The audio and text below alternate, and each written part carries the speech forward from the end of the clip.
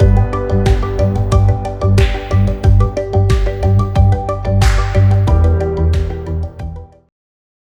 are joined now by James Walker, President and CEO of Ares Strategic Mining. Thanks for joining us. Oh, no problem, dude. Thank you for having me. Absolutely. And now tell us a little bit about your company and what you guys do.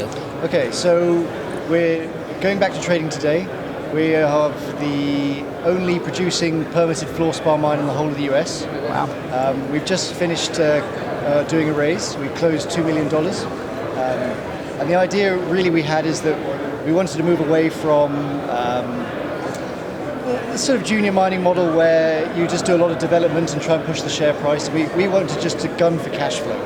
And so this is a business. We're going to throw equipment at the mine, and then 3-4 months time we'll have a low level of production.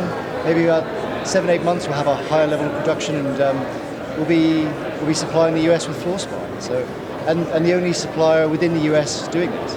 That's great. And you mentioned that your focus right now is ramping up production. So how are you doing that, and what can we expect? So we're bringing in JDS to do a mine plan for us. We're mapping out the ore bodies at our permitted mine site.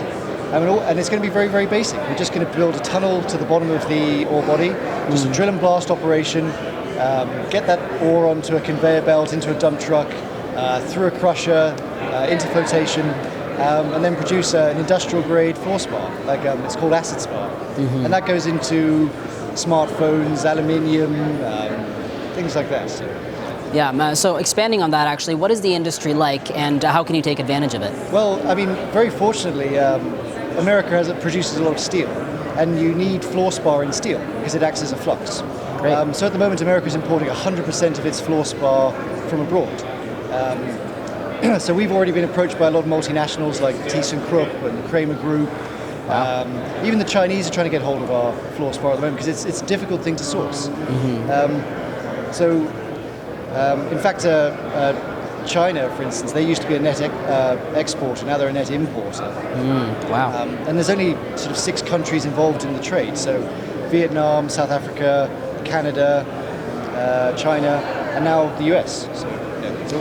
So it's been quite easy. As soon as we announced we had Fluorspar, then the big companies came at us and said, we'll take everything you've got. I can imagine.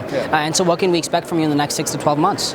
Oh, actually, in the next 6 to 12 months, all the action. So I'd say in 4 months' time, you're going to see a low-level operation, sort of a met spar operation, where we sell to steel mills and things like that.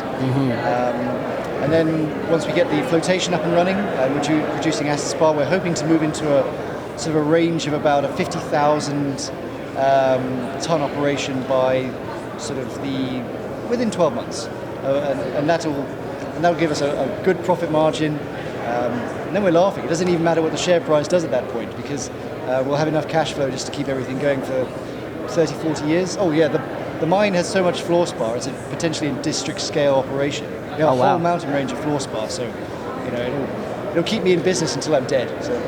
Lots to look forward to. Well, that's right, apart from the death bit. Yeah, no, not that. Thanks for joining us, James. No problem. Thank you very much.